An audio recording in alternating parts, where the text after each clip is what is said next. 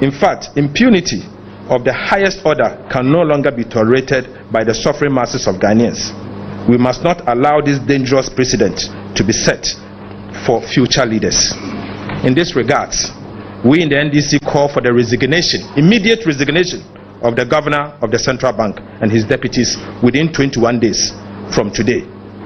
We are resolved to embark on popular action to occupy the central bank and drive out the team of inept, callous, and criminally minded mismanagers of our finances to save the Bank of Ghana. What we will do is that the march will ensure accountability. Colleagues, the march to ensure accountability will begin in 21 days if the governor of the Bank of Ghana does not do the needful and pack bag and baggages out of that sacred institution that he has unfortunately mismanaged. Dr. Ernest Addison and his deputies must go. There has to be an end to this impunity now. Fellow countrymen and women, let us arise and save the Bank of Ghana. This is the only bank we have that belongs to us directly. The central bank has a big role to play. We cannot allow the Bank of Ghana to be managed and be drawn to this level. We call on all of you that if the governor fails to act by resigning, you join us to march to occupy the Bank of Ghana in 21 days' time, to force him out and to force his deputies out, because we cannot allow this to continue. Arise for Ghana. 21 days is a long grace period. Which of you will believe that a Bank of Ghana in this level of crisis, self-inflicted, will be building a $250 million new headquarters? In fact, those of you who know Ridge Hospital, when President Mahama had the opportunity to lead this country, he built Ridge Hospital that you and I can use today. Right opposite of that hospital on the right-hand side is Bank of Ghana new headquarters. As if something is wrong with the old headquarters. You are broke. You have actually collapsed the economy. The next thing you do is to award a $250 million project. And guess what? That project is one of the fastest going projects in this country. Not hospital projects, not education projects, not road project. The fastest going project in this country is the construction of Bank of Ghana. So how can you tell us that the country is broke when the headquarters of Bank of Ghana is going on at a speed of light? It means that this is deliberate. What will we do after the 21 days? They shouldn't try us. We have options, like we always say. Our options are in our head. They should not try it, because we are capable of deploying options that will get him out of office by force if he refuses to go within the 21 days. And we are telling him he should not dare us, because we have the capability of driving him out of the office with your support. Thank you very much. Our brothers and sisters from the media that join us in this call, it is for us to secure our country. We need to secure our country. This is our motherland. We have no other country. We have to get this man out. Let us get a new governor, and let that governor come in and learn that the predecessor was pushed out for ABCD, so he will not go there. If we are not careful and we are to allow this governor to stay in the office, what will happen is that we will set bad precedent for future managers to do same and to destroy our livelihood. He has depleted Ghana's reserve to about 1 week of import cover. The finance minister informed us that even with the IMF money, additional drawdown from the IMF, by the end of the year, Ghana's net international reserve will be about 3 weeks. 3 weeks. Is this the governor we want to keep in office? He has messed us up so much that we cannot wait to see his back. 21 days time, we say bye-bye to the governor. Whenever I say my PENDREAM TV there, I see them yopo of Parliament for Garu constituency in the Upper East region, Honorable Albert, yes, is also here. Thank you very much. We'll be introducing others as they join. So as I said, our speaker today is well versed in financial issues, former Deputy Minister of Finance, former rep of the Finance Minister in the government on the board of Bank of Ghana, former ranking member for Finance, and currently the MP for Ejumako,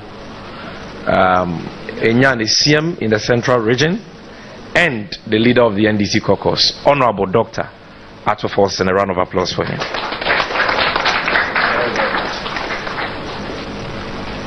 Thank you very much.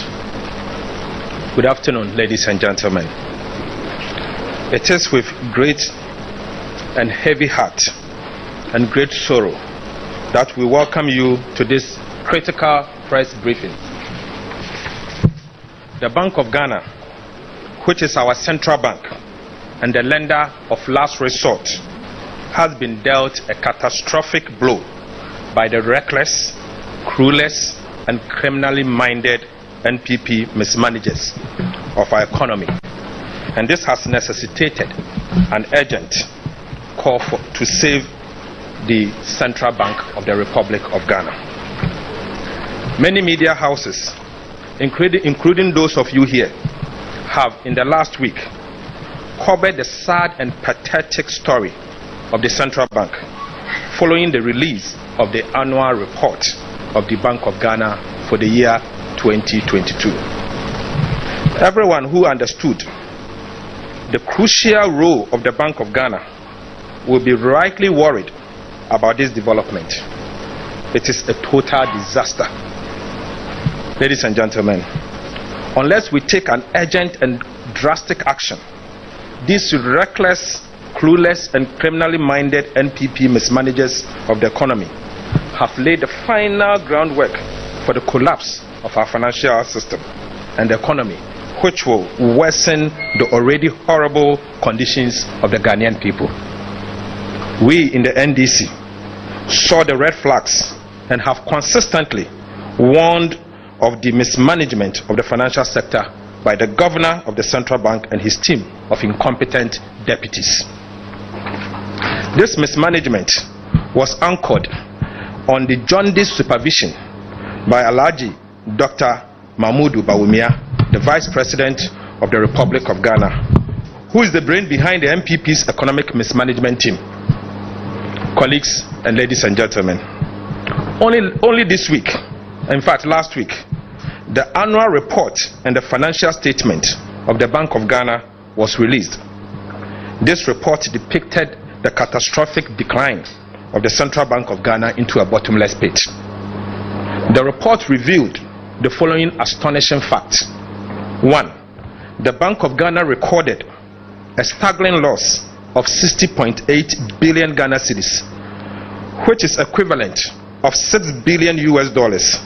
This is twice the amount we are to receive from the recent IMF bailout. 60 billion Ghana cedis, representing $6 billion US, meaning this is twice the amount we'll be asking the IMF to give to us. This simply means that the reckless and mismanagement of the governor of the Bank of Ghana has costed the nation twice what we are struggling and sacrificing to receive from the International Monetary Fund amid its major conditionalities. Colleagues, the Bank of Ghana has also recorded a negative equity of over 55.1 billion Ghana cedis. This simply means that the Bank of Ghana is currently bankrupt, or in other words, insolvent. In other words, the once prestigious Bank of Ghana, the mother of all banks in Ghana, have been bankrupted and collapsed by the NPP economic management team led by Dr. Mahmoud Bawumia, with the complicity of the governor of the central bank and his deputies. Friends from the media, many questions have been asked about how we arrived at this gloomy and sad situation, with some expressing surprise at the state of affairs of the central bank. For us in the NDC, the disaster did not come as a surprise.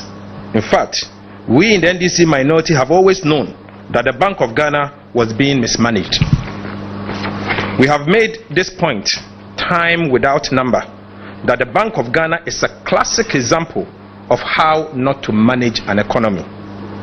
The NDC party is on record to have informed Ghanaians on countless occasions that the Bank of Ghana has been on a dangerous trajectory, and indeed it has now become a crime scene with the dire consequences for us all. Fellow countrymen and women, after the inept and clueless finance minister overborrowed and got Ghana locked out of the capital market due to our unsustainable debt obligations, the NPP government chose the easy, reckless, lazy, and criminal path of printing money. Unfortunately, this is how the governor of the central bank, Dr. Ernest Addison, who is now known as the printer of money, has conspired with members of economic mismanagement team led by Alhaji Dr. Bawumia and the inept finance minister Ken Ofori-Atta, aka One Program, One Bond, to destroy Ghana's central bank. After this dastardly act of overlending to the government by the central bank, they then proceeded to do the unthinkable. And the unthinkable is to write off a whopping 48.4 billion Ghana cedis, about half of Ghana's government indebtedness, to the central bank without parliamentary approval. This is illegal and criminal, and the NDC members of parliament will not allow this to pass. In fact, we will resist this. Both the mismanagement of the economy and our finances, the spectacular recklessness and ineptitude of the governor and his team has called into question the wisdom of leaving him at the helm of affairs of the central bank. We now present to you the manifestations of the mismanagement and the ineptitude and the potential corruption at the Bank of Ghana, which was revealed by the 2022 annual report and the financial statement of the Bank of Ghana. 1. The report revealed that millions of Ghana cedis have been wasted on frivolous administrative expenses. The Bank of Ghana spent a whopping 131.6 million Ghana cedis on motor vehicle maintenance and its running in the year 2022 alone. In fact, this represents 114% increase over the previous year's expenditure on the same line item. Similarly, foreign and domestic travels of the Bank of Ghana cost the taxpayer a staggering 97.4 million Ghana cedis, which again is an increase of 246% over the previous year's expenditure. The Bank of Ghana also dissipated another 8.6 million Ghana cedis on directors' remuneration alone. This represents about 87% increase over the previous year's expenditure.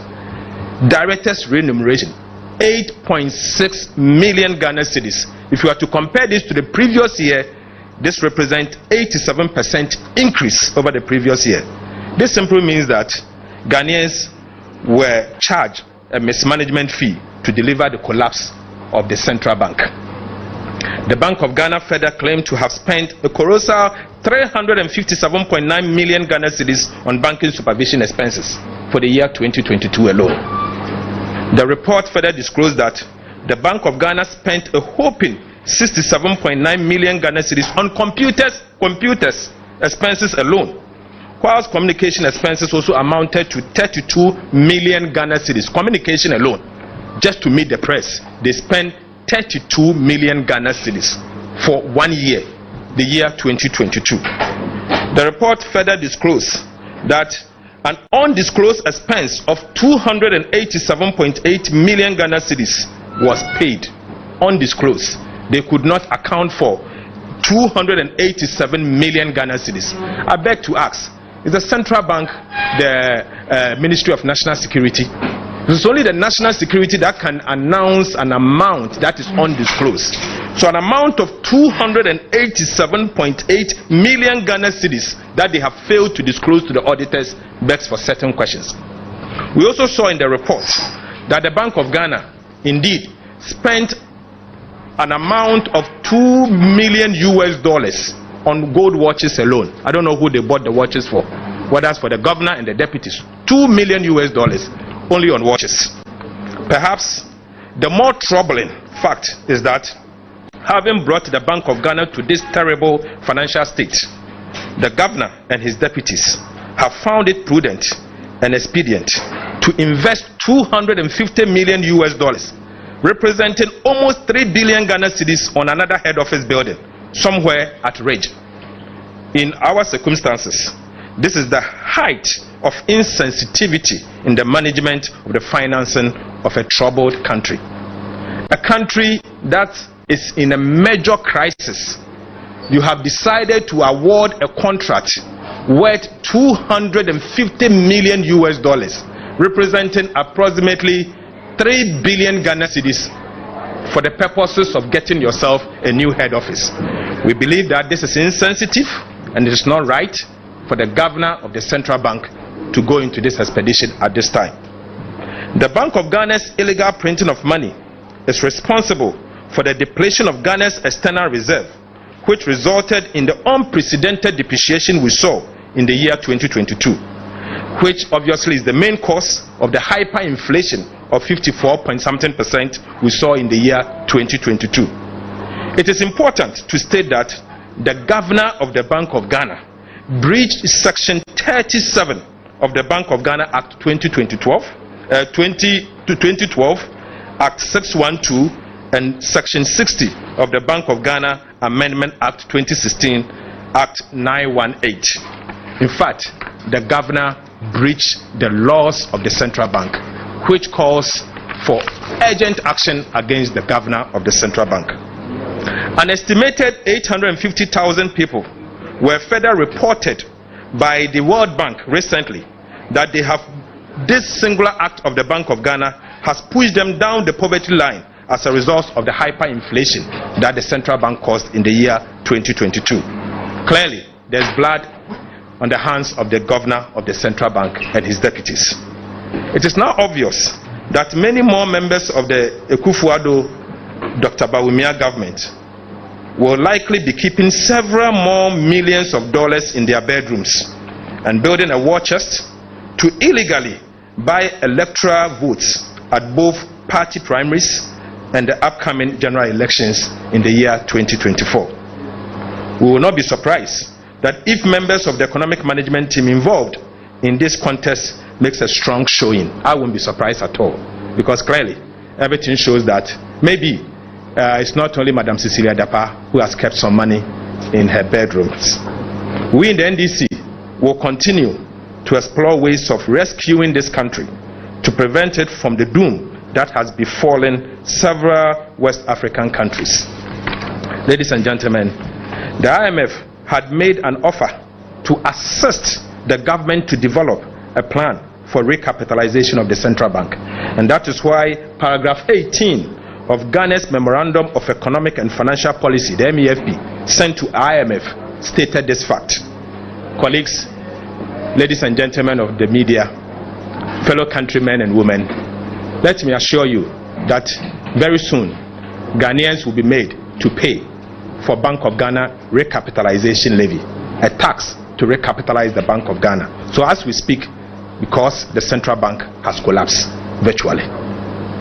It is, however, our position that we have so recklessly, the government of Ghana has so recklessly mismanaged the central bank and brought it to its knees and cannot remain at the helm of affairs of the bank without being held accountable. Those who have led this reckless and criminal conduct unleashed economic hardship and financial distress on the suffering people of Ghana must be held accountable on this particular action. In fact, impunity of the highest order can no longer be tolerated by the suffering masses of Ghanaians. We must not allow this dangerous precedent to be set for future leaders. In this regard, we in the NDC call for the immediate resignation of the governor of the central bank and his deputies within 21 days from today. We are resolved to embark on popular action to occupy the central bank and drive out the team of inept, callous, and criminally minded mismanagers of our finances to save the Bank of Ghana. What we will do is that the march will ensure accountability. Colleagues, the march to ensure accountability will begin in 21 days if the governor of the Bank of Ghana does not do the needful and pack bag and baggages out of that sacred institution that he has unfortunately mismanaged. Dr. Ernest Addison and his deputies must go. There has to be an end to this impunity now.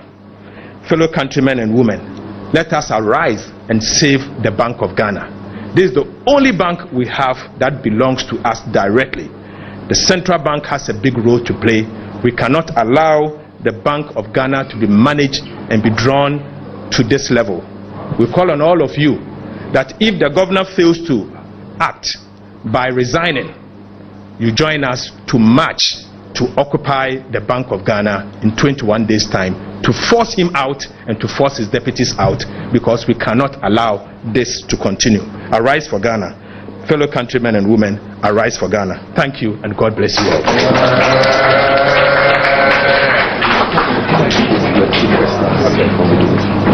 Okay, so before we do our usual tree presentation, we will take questions. Please, I know some of you just came. Let's restrict the movement. We are not done. There are very important issues to still discuss. So if you have a question here and you're a media man, only media men can ask questions.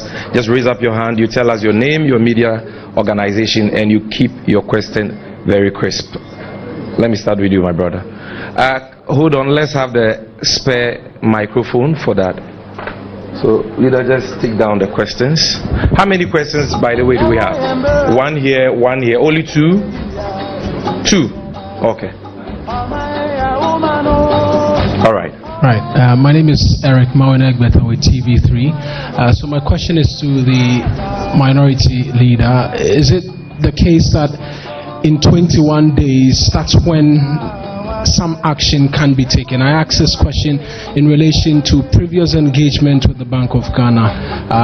The now ranking on the Finance Committee has had cause to raise concerns as to how the central bank governor has not honored invitations by Parliament over certain matters. And so is it because of that you are resorting to a march instead of other pressing areas where you can demand accountability? And then lastly, on one of the reasons why the Bank of Ghana itself has explained why we are here has to do with the printing of money, as has been suggested by Dr. Atoforsen. What has the minority done? It's a critical question that's been asked because clearly you say the Bank of Ghana has violated the country's laws, and yet nothing has been done in that regard. Thank you. Thank you. Thank you. My name is Kweku Asante, Joy FM. Some of the allegations against the Bank of Ghana governor borders on breach of law and even criminality. But from marching to the BOG head office to demand that he resigns, what measures will they take in Parliament to ensure accountability, either to get him to answer specifically their criminal questions to answer, and specifically when it comes to the breaches of the law, what are the consequences spelled out? Thanks.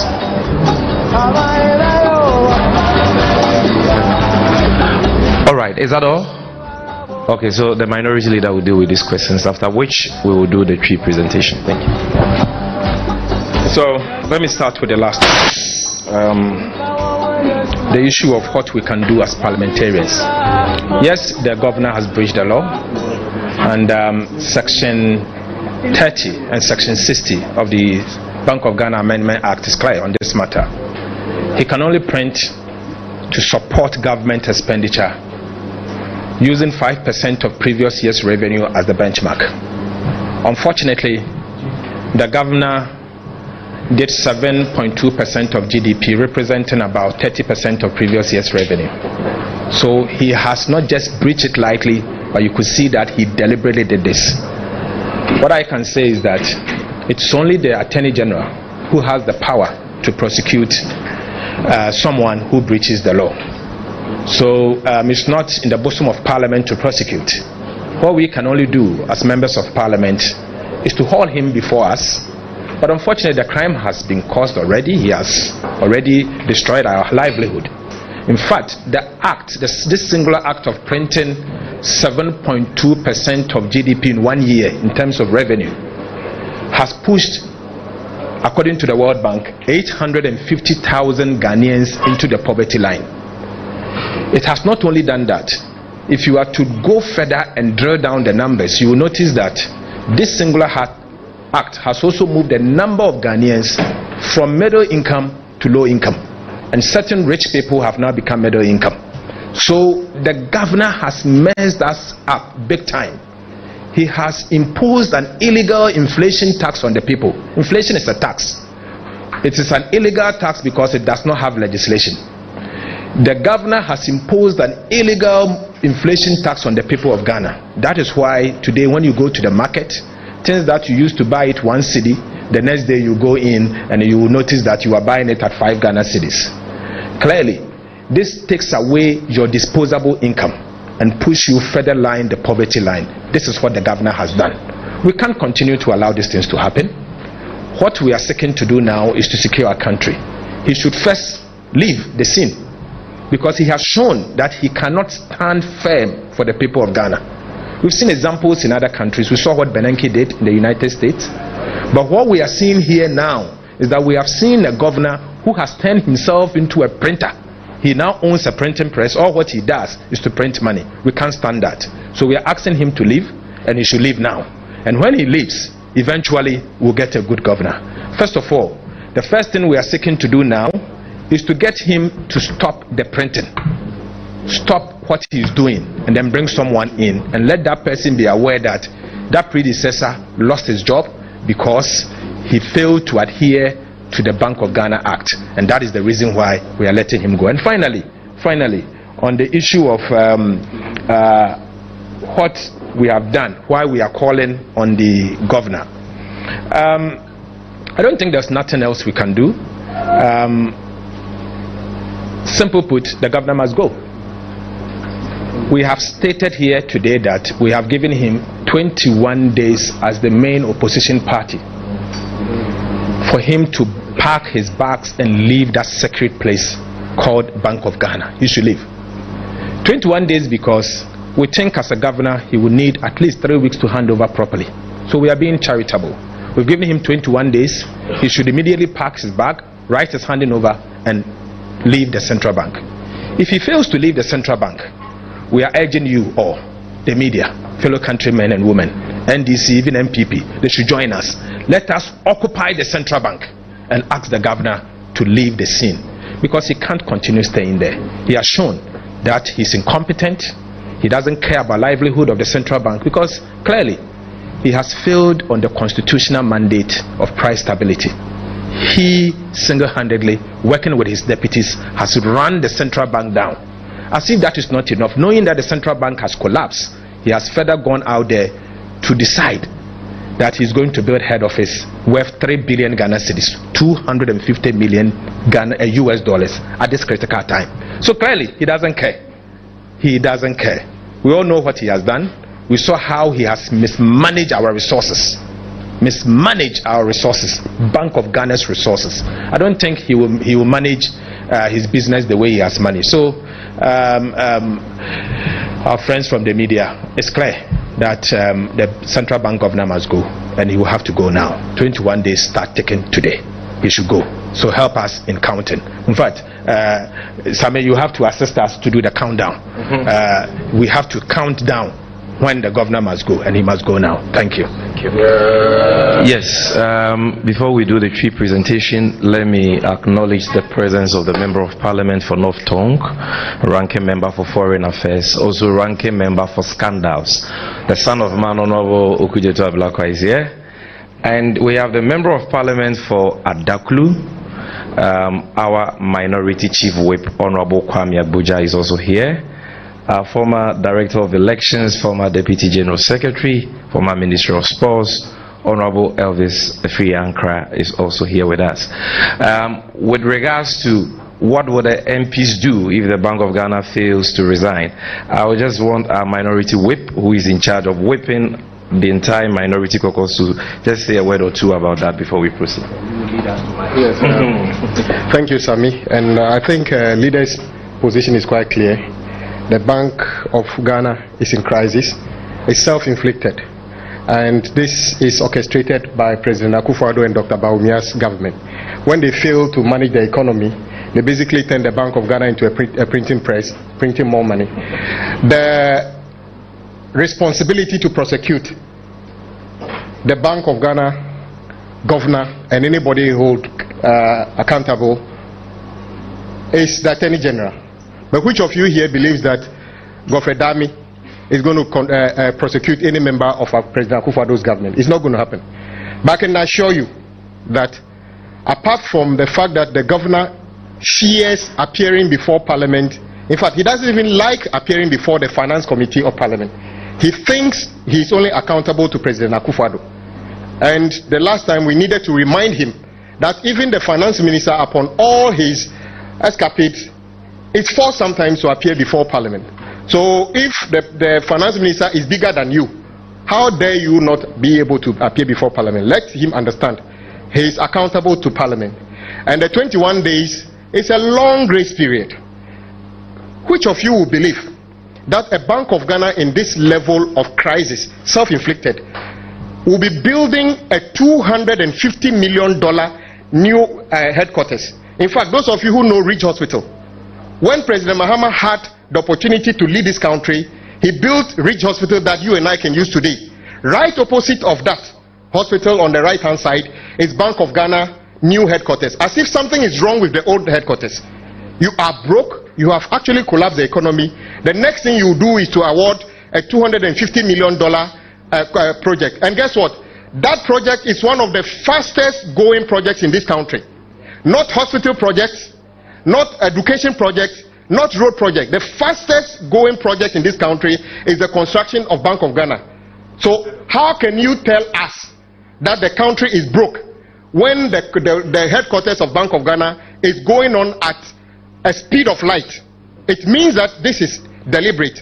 What will we do after the 21 days? They shouldn't try us. We have options, like we always say. Our options are in our head.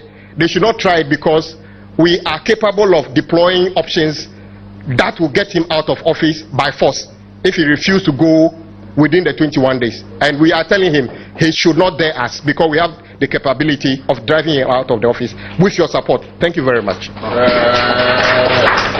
You've heard the Bank of Ghana blame their financial woes and the collapse of the central bank on the ongoing debt exchange program. The minority leader has something small to say about that, so take note. Sammy, you are right. The governor in his address had said that as for him, he's done everything right, and we should blame it on Kanu Foriata and Dr. Bawumia for asking him to write government debt of about 48 billion off. Clearly, the Bank of Ghana in the year 2022 made a loss of 60 billion. Of this 60 billion, they wrote off about 48 billion, isn't it?